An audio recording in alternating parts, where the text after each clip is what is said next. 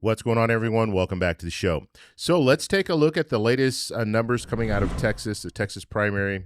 And we'll start with the Republicans. And make sure you guys subscribe, hit that little bell notification, and then also like the video. Okay, let's go ahead, take a look here. Vote Hub, that's what we're looking at. So Vote Hub right now is showing on the Republican side 1,279,805 ballots cast. 124.9%, and they're comparing that to 2022. Okay, so it's over the 2022 numbers when it comes to Republicans. Look at the early vote count, 1,236,832 ballots cast, and then mail-in ballots, 42,973. And then when we look at as of this time in 2022, we had 1,025,018. So that was that total, that final there. And that's where they're showing you here. So you see that Republicans have also come out. And we're going to show you Democrats in a second.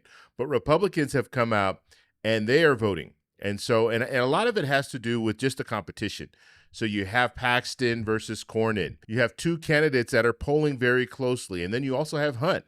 And Hunt is actually receiving some votes as well. And so because of that, we're looking at most likely we're going to be seeing a runoff on the Republican side. And so you are seeing people come out and vote on the Republican ticket. Now I want to take a look at the Democrats because this should blow your mind. I mean, these numbers just keep increasing. Okay, and so when we're looking at Democrats, 1,503,212 ballots cast, 240.5% compared to 2022.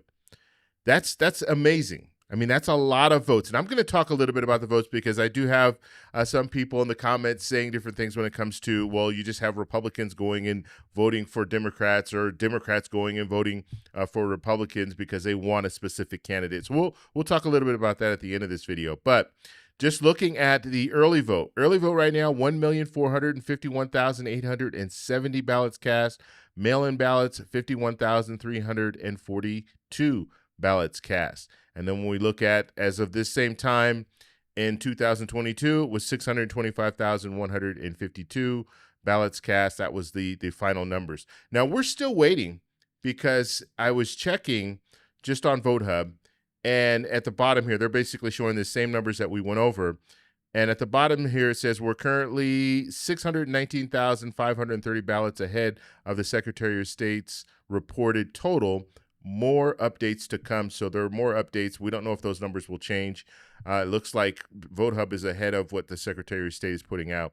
So we'll have to see if that does change. Okay, so let's talk about what all this means. So first off, when you're seeing an outperformance, that's something that you should be paying attention to.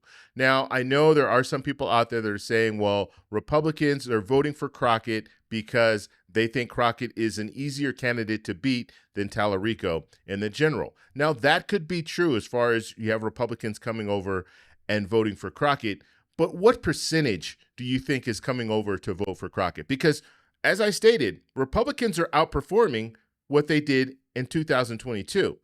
And so what percentage of Republicans do you think? Because you can only get one ballot. So how many Republicans do you think are coming over and voting for Crockett as opposed to just voting for the Republican? And remember, Republicans don't have a candidate that's way out in front. You have Paxton, you have Cornyn, you have Hunt. This race is close, and it's probably going to go to a runoff. And so because of that, you're probably not going to have that many Republicans that are going to say, okay, you know what? Instead of asking for the Republican ticket, I'm going to ask for the Democratic ticket. I'm going to vote for Crockett. You're not going to have that many. And when we're looking at numbers coming from Democrats, 240% of the numbers that we saw in 2022, that's significant. That means you have a lot of people that are going and asking for the Democratic ticket. And so I don't think that this large number, this 1.5 million people who've cast their ballot for the Democratic ticket, I don't think you're getting a lot of people, a lot of Republicans that are coming over and saying, well, I want that Democratic ticket so I can vote for Crockett instead of Tallarico. And then remember, Democrats could do the same thing. You could have some Democrats that are going and they're voting on the Republican ticket and voting for Paxton because they think Paxton would be easier to beat than Cornyn. Or as a matter of fact, they think Paxton is the only real pathway forward for Democrats, because some Democrats are saying it doesn't matter if it's Tallarico or Crockett. If they're going against Paxton, they have a shot of taking Texas. And so that's also a strategy that you need to entertain. But when it comes down to it, we're looking at outperformance on both sides. Democrats are doing much better on the outperformance than Republicans right now. And so we have to keep that in mind. Okay, I want to show you this clip, and then we'll talk a little bit about it. Here we go. Dueling polls are providing conflicting pictures in the Democratic primary for U.S. Senate nomination. Chief political reporter Rudy Kofsky brings us all those details. The mixed messaging in that polling was a big topic of discussion in our battlegrounds segment Wednesday.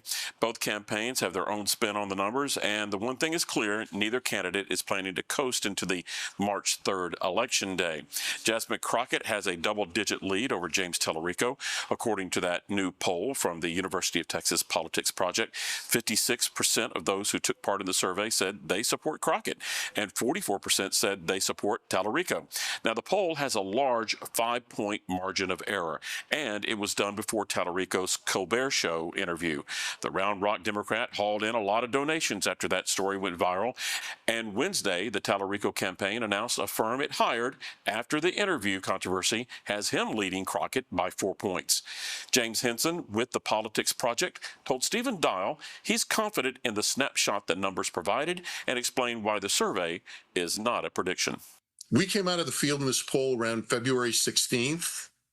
A lot of money, and by a lot I mean in the count, counted in the millions of dollars, were going to be spent in these races after we collected this data. So I would not be surprised, and nobody should be surprised, if there is movement in these numbers. And that's especially true of some of the down ballot races where many voters are not familiar with the candidates. They're going to be introduced to the candidates at the very last minute, and in many cases after we were conducting polling. So more than ever, when there's this much money and going into these races and there's such a dynamic environment, people should not take this as predictions, because they're not.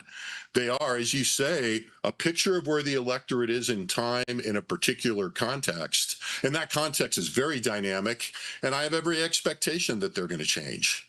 Our battleground discussion also included a couple of other snapshots from the State of the Union address involving Congressman Chip Roy. Before the speech, when President Trump entered the House chamber, he gave Roy a quick handshake. But after the speech, it looks like there was a snub by the president as he moved past Roy.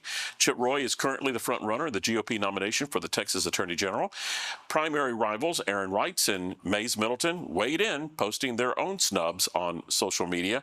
Now, Roy didn't address the encounter with Trump, but in the post said the president delivered a home run with the speech.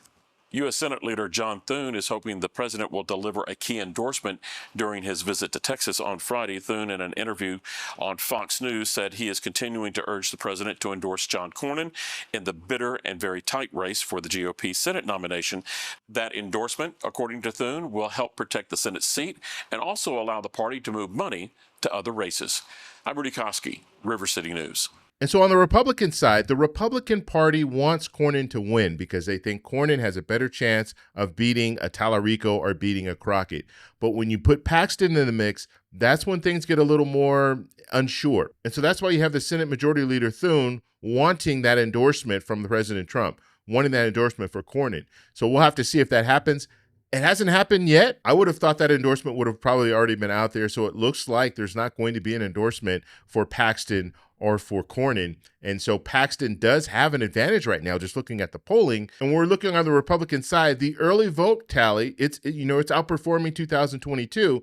And so what that's telling us is people do want change. If we weren't seeing an outperformance on the Republican side, that would be better for Cornyn because he's the incumbent. And generally, when people come out to vote, they're coming out to vote against whoever's in office. And so the fact that we're seeing that, that's going to help Paxton in this primary. So we'll have to see how it all plays out. Remember, I'm going to be doing a live stream on Tuesday, so we'll follow all of the races and we'll see who comes out on top. But I want to know what you guys think. So let me know in the comments below. If you like this video, please give me a thumbs up. Please subscribe for more. And remember, stay informed, stay engaged, and I'll talk to you in the next one. Bye. So that's all we have for this video. Make sure if you guys want to send me an email, you can do that, david@thetecshow.com. Like the video, subscribe for more, and check out these videos over here for some more great content. Talk to you later. Bye.